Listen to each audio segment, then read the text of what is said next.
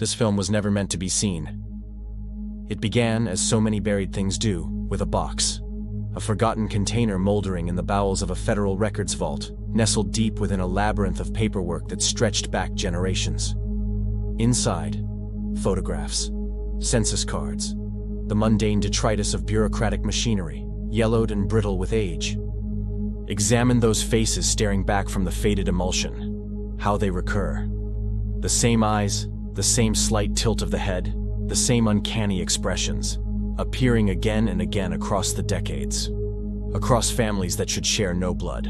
Across spans of time that should render such repetition impossible. Unchanged, unaging. The team you're hearing now, their voices preserved on magnetic tape, believed they were documenting nothing more than a historical curiosity, a genealogical coincidence, something explainable. Within 3 weeks, that team began to unravel. First came the refusals, researchers who wouldn't return to the archive, who left their notes half-finished, their analysis incomplete. Then came something worse, the disappearances. No forwarding addresses, no contact with family, no trace. What you are watching now is not their finished documentary. This is a patchwork of abandoned footage, spliced together from reels they left behind in their haste to forget. The work of later archivists, perhaps foolish, perhaps brave, who were willing to thread the film many refused to touch again. Who were willing to look at what they saw. Who were willing to ask why they ran. The photographs were subjected to every available test. Forensic experts examined the negatives under magnification, analyzed the chemical composition of the emulsions, cross-referenced the paper stock with manufacturer records. Their conclusion was unanimous and unsettling, authentic. Each negative dated precisely to its claimed period. No evidence of manipulation, no signs of retouching or composite work, no forgeries. These were real photographs of real people, taken decades apart. The genealogical records, however, refused to cooperate with that reality. Family trees fractured in inexplicable ways. Fathers who appeared in census records simply stopped, mid-lineage, without death certificates, without explanation. Cousins materialized in household logs with no corresponding birth records. Uncles who should have aged and died instead appeared again and again, unchanging across the generations, their entries in municipal records dry and bureaucratic and utterly impossible. The crew began with what seemed like the most documented case, the Monahan family of Boston. Textile merchants, middle class, thoroughly ordinary in every respect but one. Aunt Clara, always introduced as Aunt Clara, never by surname, appeared in 5 separate family portraits spanning 97 years. Same dark dress, same precise posture, hands folded in her lap, same faint, enigmatic smile. Surviving relatives, interviewed separately, told identical stories. Clara arrived by train at South Station in 1921, carrying a single leather case. She stayed for 8 months, helped with the children, then departed just as quietly as she'd come. She had done precisely the same thing in 1889, and in 1903, and in 1947. By the 3rd week of filming, the pattern had become impossible to ignore. The anomalies stretched across state lines, across ethnic communities, across economic classes. Different names, different cities, the same underlying impossibility. In a production log dated November 14th, cinematographer Mark Tesler scribbled a note in the margin beside a column of dates. His handwriting, normally steady, had become erratic, the letters pressing hard enough to indent the paper beneath. We've stumbled onto something historic, or impossible. He stopped coming to the editing sessions 4 days later. If these imposters, and by this point the crew had begun using that word, however inadequate, if they were merely parasites seeking wealth or influence, the evidence would reflect that ambition. You would expect to find them gravitating toward power, marrying into prominent families, accumulating property, inserting themselves into positions of authority. Instead, what the records show is something far stranger. They show hunger for memory. The notebooks were discovered slowly over months of investigation, tucked into crawl spaces in Providence, sealed behind false panels in Chicago brownstones, recovered from estate sales in Sacramento, purchased for pennies alongside costume jewelry and broken clocks. Page after page filled with meticulous handwriting. Sometimes copperplate, sometimes Palmer method. The script shifting with the decades, but the content hauntingly consistent. A child's bedtime story about a mouse and a moon, transcribed phonetically, complete with the mother's mispronunciation of chimney.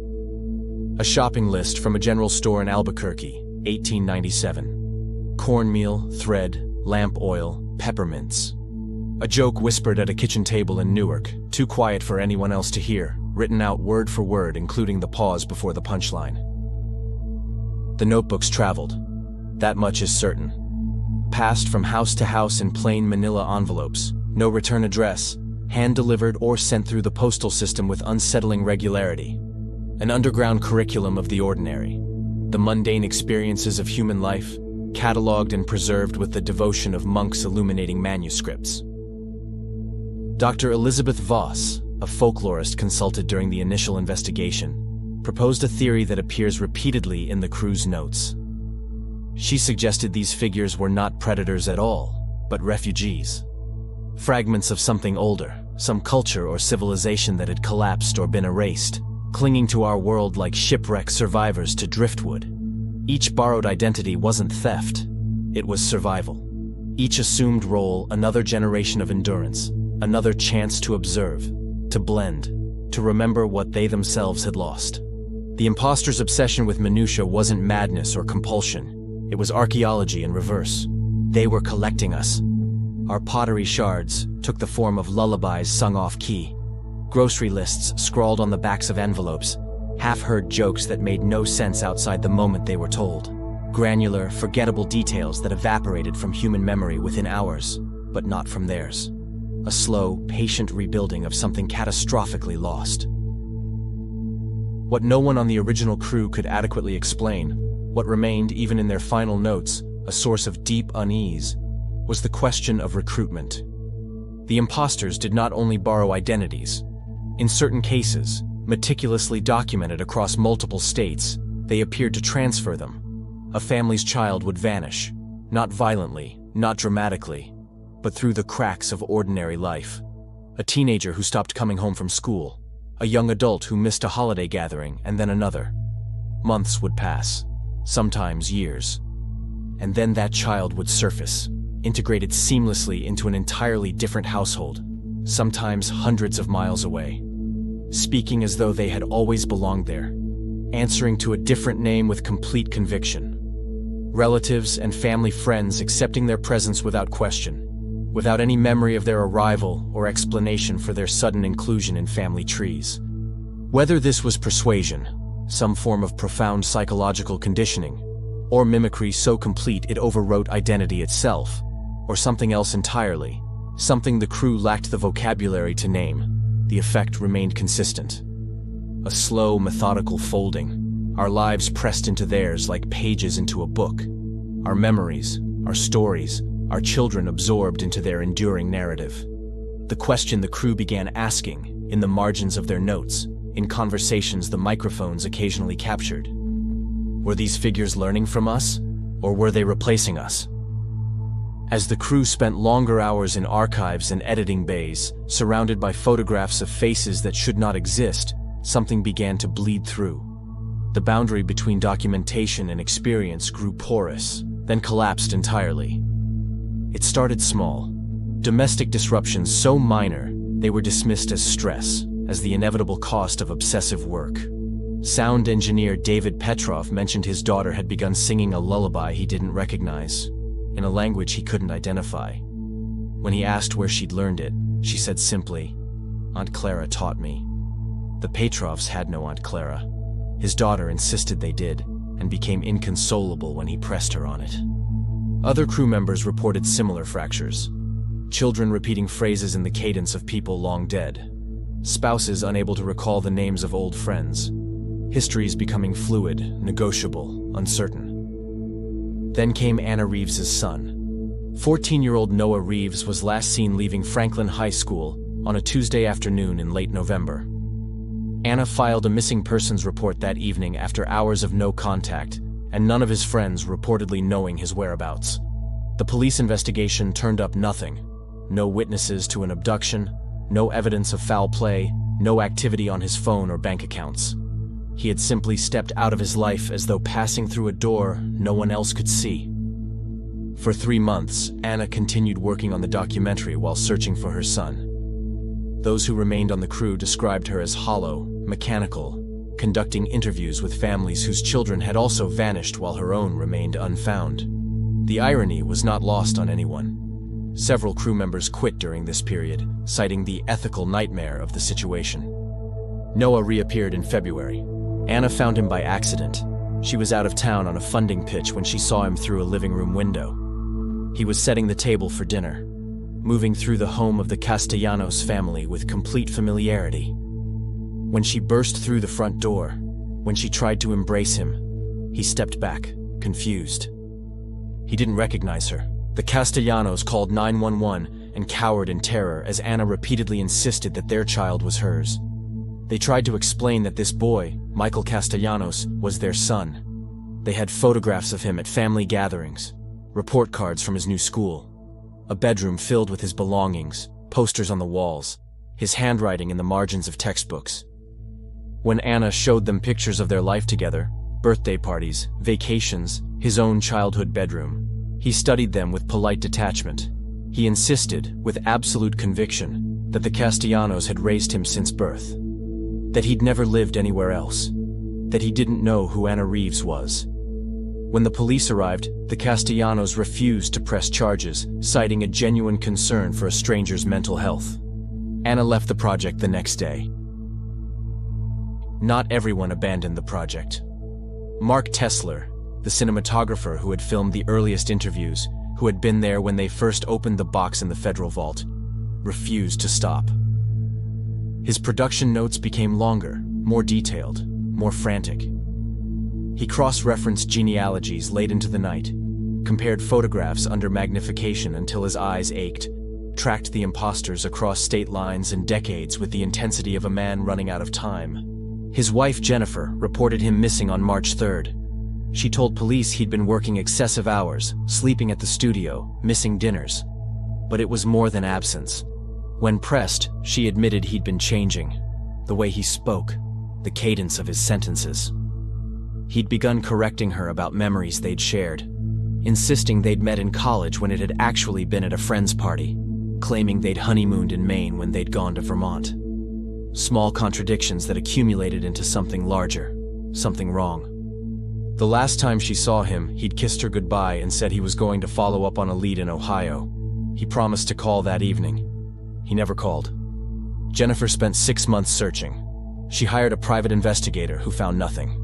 She contacted every hospital between Massachusetts and Ohio, filed reports with police departments in 4 states, appeared on local news broadcasts holding his photograph. Their 2 daughters, 12 and 9 at the time, stopped asking when Daddy was coming home after the first month.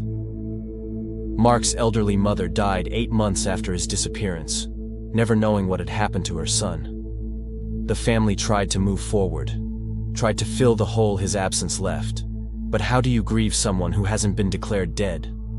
How do you explain to children that their father simply stopped existing? Then, 2 years later, the photographs began to surface. The first came from an estate sale in rural Wisconsin. A family portrait from 1987, the kind displayed in shopping mall frames. Mother, father, 3 children. And in the back corner, slightly out of focus but unmistakable, Mark Tesler. Same sharp jawline, same way of tilting his head slightly to the left. Wearing a sweater Jennifer had never seen. More photographs emerged. A family reunion in Colorado, 1993.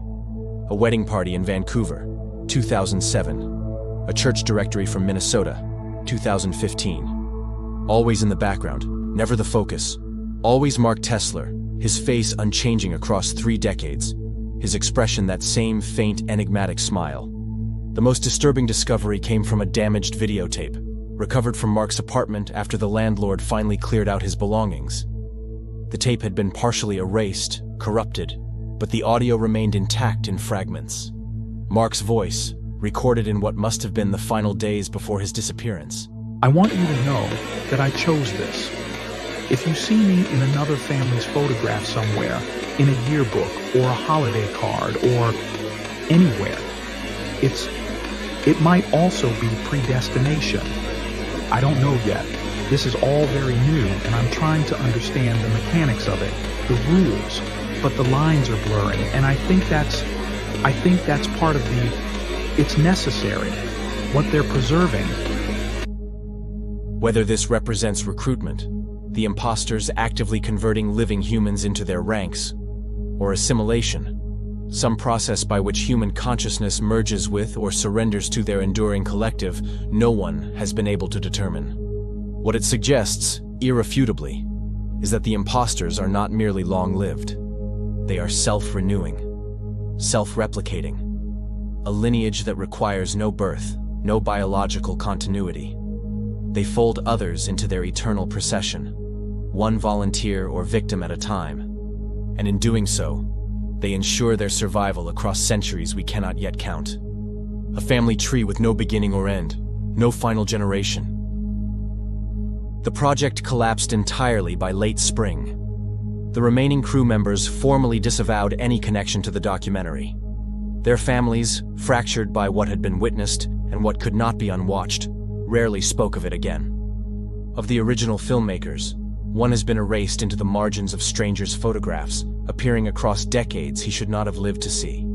Another, Anna Reeves, refuses to speak of the project or her son, who still lives in Brookline under a different name, with a different family.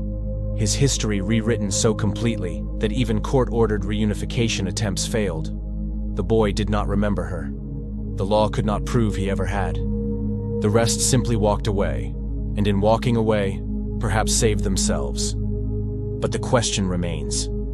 The question the crew was circling, the one they could never quite articulate before everything fell apart. What are they? We understand predators, we understand parasites, we understand conquest and theft, greed and the hunger for power. Those are human frameworks, human motivations. We can map them, predict them, defend against them. The imposters do none of these things. They do not accumulate wealth. The records show them living modestly, often in the homes of others, accepting small rooms and hand-me-down clothes. They do not seek political power or social influence. They avoid documentation, shun recognition, slip away before anyone can examine them too closely. They do not take property. They do not build empires. What they want is something smaller, more fundamental. Memory, experience, the weight of having been. They transcribe our bedtime stories, our shopping lists, our kitchen table jokes. Not because these things have value, but because these things are us. The debris of living, the proof we existed. But here is where the records become stranger still, where chronology itself begins to fracture. Mark Tesler appears in a family photograph from 1987, years before he went missing. Anna Reeves discovered documents suggesting her son had been living with the Castellanos family since 2001. But Michael wasn't born until 2005. Other cases show similar temporal impossibilities. People who vanished in the present appearing in Polaroids from the 1970s. Children disappearing in 2015 and surfacing in census records from 1923. The imposters do not simply live longer than we do. They exist differently in time, non-linearly, as though the decades we experience as a rigid forward march are, for them, something more navigable, more fluid. They move through our history the way we move through rooms in a house, stepping backward as easily as forward, appearing in our grandparents' lives and our children's lives with equal facility. Whether this is their nature or something they learned, whether they come from a place where time operates under different laws or have simply mastered what we cannot, no one knows. Because at the heart of this, at the center of all the photographs and notebooks and disappeared families, is an absence where understanding should be. We do not know what they are. We do not know if there are 10 of them or 10,000. We do not know their rules, their hierarchy, their ultimate purpose.